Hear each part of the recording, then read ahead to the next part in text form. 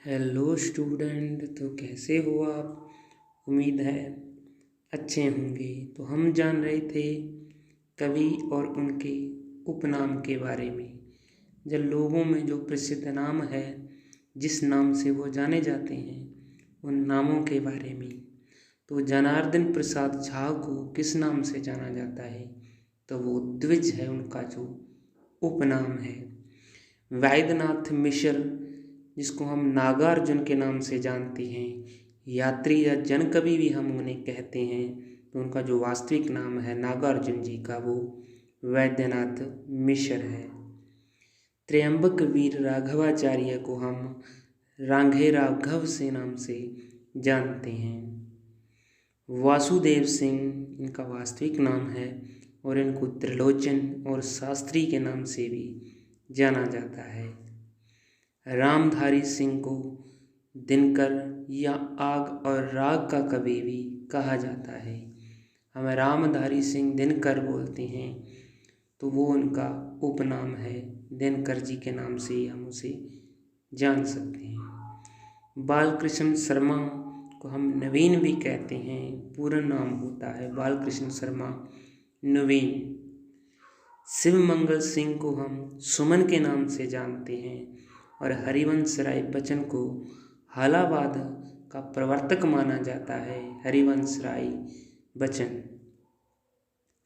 सच्चिदानंद हीरानंद, इनको कठिन गद्य का प्रेत कहा जाता है। कुट्टी चातन और अज्ञे के नाम से ही हम इसको जानते हैं। इसका नाम है सच्चिदानंद हीरानंद वात्स्यायन अज्ञे। नलिन विलोचन शर्मा, केसरी कुमार और नरेश को हम नकेन के नाम से जानते हैं। ये तीन कवि हैं, इनकी कविताओं के माध्यम से ही हम उनके आधार पर ही हम इसका नाम बनाया है। नकेन और नलिन विलोचन शर्मा, केसरी कुमार और नरेश, इनके प्रथम जो अक्षर है उसी के आधार पर नकेन कहा गया है। और नलिन विलोचन शर्मा, केसरी कुमार और नरेश। शमशेर बहादुर सिंह को कवियों का कवि कहा जाता है। शमशेर बहादुर सिंह को। गजानन माधव को मुक्ति बोध या फैंटेसी का कवि कहा गया है। सुदामा पांडे को हम धूमिल के नाम से जानते हैं। कुमार विकल को धूमर धर्मी कविताओं का कवि कहा जाता है। आनंदीलाल जैनेन्द्र कुमार का वास्तविक नाम है। धनपत राय, जिसे हम प्रेमचंद के नाम से जानते हैं, प्रेमचंद ही उसका अधिक विख्यात या प्रसिद्ध नाम रहा है। उनका वास्तविक नाम धनपत राय है। नवाब राय से ये पहले उर्दू में कविताएं करते थे, किंतु अंग्रेज़ों ने इनके जो लेखन पर इनकी कृति को जब्त कर लिया था और इसके लेखन पर इन्होंने रोक लगा दी थी। तो उसके बाद में यह प्रेमचंद नाम से जो रचना करने लगे थे। इन्हें उपन्यास सम्राट कहा जाता है, कहानी सम्राट, कलम का सिपाही कहा जाता है, कलम का मजदूर, भारत का मैक्सिम गोरकी कहा जाता है। तो काफ़ी प्रसिद्ध रहे हैं मुंशी प्रेमचंद जी। वृंदावन लाल वर्मा, उसे बुंदेलखंड का चंद्रवरदायी कहा जाता है, वृंदावन लाल वर्मा को।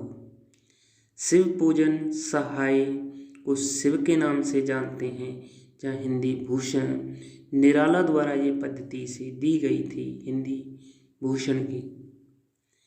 पांडे बेचन शर्मा, इसके नाम के पीछे उगर लगता है। तो इनकी जो कविताएं, जो रचनाएं थी, उसी के आधार पर इन्हें उगर कहा गया है। उपेंद्र नाथ को हम अश्क के नाम से जानते हैं। रामेश्वर शुक्ल को मांसलवादी जो कवि कहा गया है, इसके नाम के पीछे अंचल है और अंचल के नाम से हम इसे जानते हैं, रामेश्वर शुक्ल अंचल। विश्वंभर नाथ शर्मा को कौशिक के नाम से जानते हैं। चंडी प्रसाद को हृदयेश के नाम से जानते हैं। और फणीश्वरनाथ रेणु ये धरती का धनी कथाकार कहा गया है, तो अज्ञे ने इसे धरती का धनी कथाकार कहा है फणीश्वरनाथ रेणु जी को।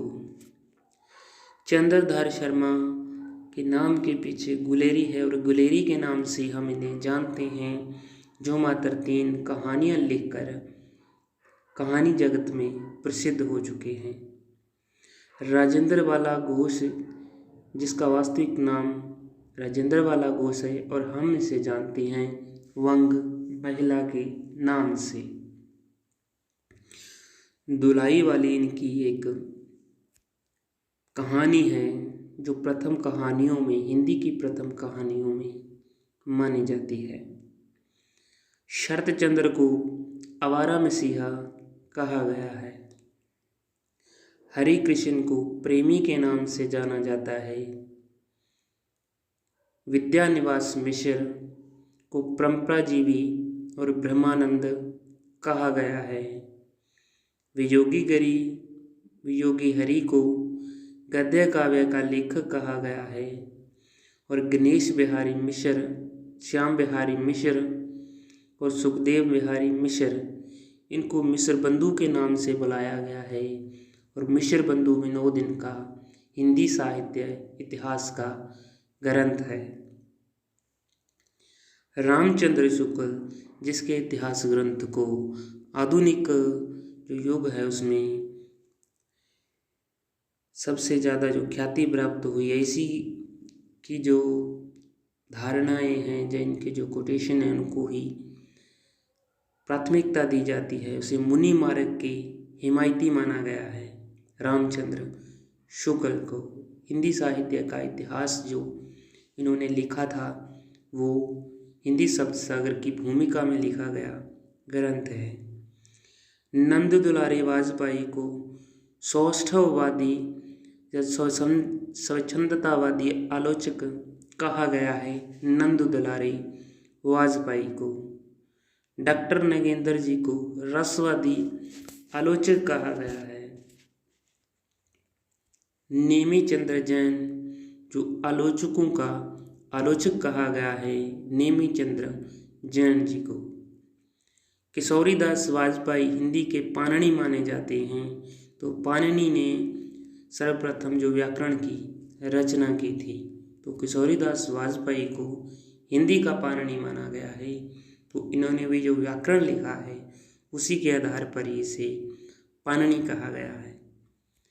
रामविलास शर्मा को अगिया बैताल कहा गया है, जैसे निरंजन के नाम से भी जाना जाता है रामविलास शर्मा को। गोपाल बहादुर सिंह को नेपाली यानी निराला द्वारा प्रदत्त नाम है, इसे नेपाली कहा गया है।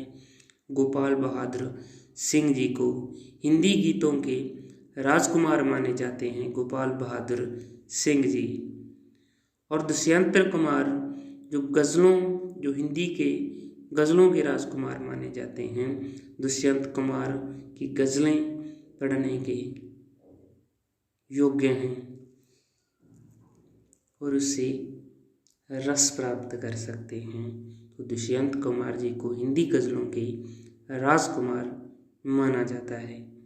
तो ये थे वो कवि, वो आचार्य, उनके उपनाम, उसके लोकप्रिय नाम, जिसके नाम से दुनिया उन्हें जानती है। तो अच्छा लगे तो लाइक करना। देखने के लिए धन्यवाद।